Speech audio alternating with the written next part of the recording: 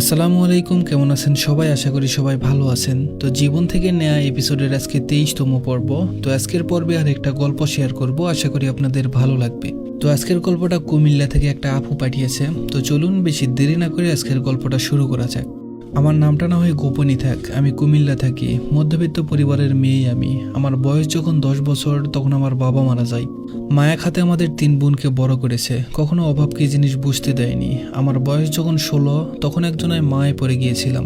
আমার চাচাতো ভাই, তার বোন নেই। ছোটবেলায় তার বোন নেই দেখে আমাকে দত্তক নিতে চেয়েছিল তার পরিবার, কিন্তু আমার বাবা দেয়নি।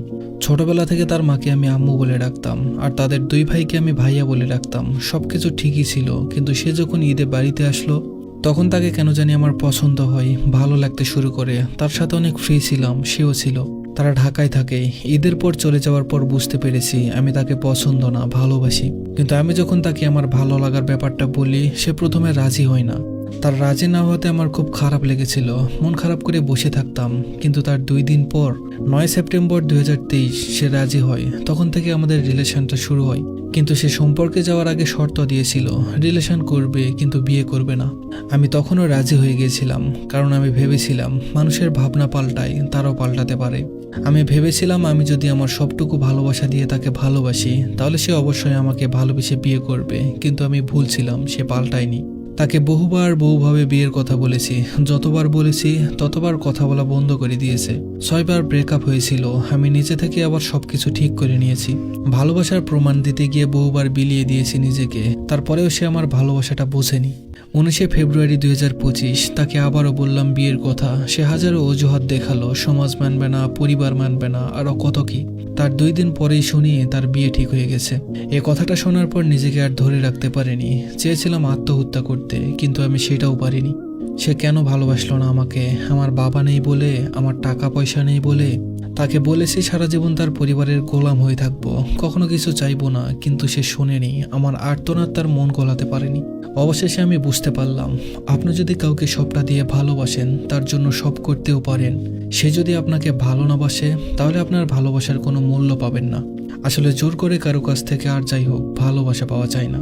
তাকে অভিশাপ দিব না, কিন্তু আমি খুব করে চাই সে একদিন আফসোস করুক, খুব বাজেভাবে করুক। হ্যাঁ, আমি এটাই চাই। তো এই ছিল আজকের গল্প। আসলে জোর করে সব পাওয়া গেলেও ভালোবাসা পাওয়া যায় না। যে থাকতে চায় না তাকে কি আর জোর করে রাখা যায়? ওই যে একটা কথা আছে না, যে ভালোবাসতে জানে তার কপালে ভালোবাসা জোটে না, আর যে ভালোবাসতে জানে না তার জীবনে ভালোবাসার অভাব হয় না।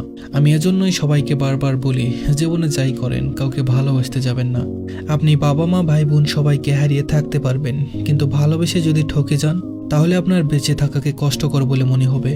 আর কাউকে হারিয়েছেন এর মানে এই নয় যে আপনি হেরে গেছেন বা আপনার ভাগ্যটাই খারাপ। আসলে আপনার জীবন থেকে ভুল মানুষ চলে গিয়েছে, সঠিক মানুষ আপনার জীবনে নিয়ে আসার জন্য।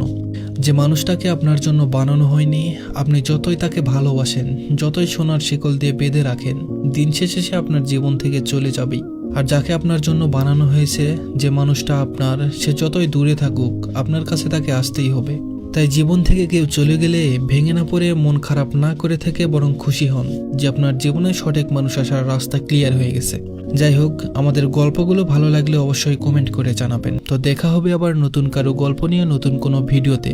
সবাই ভালো থাকবেন, সুস্থ থাকবেন। ধন্যবাদ সবাইকে।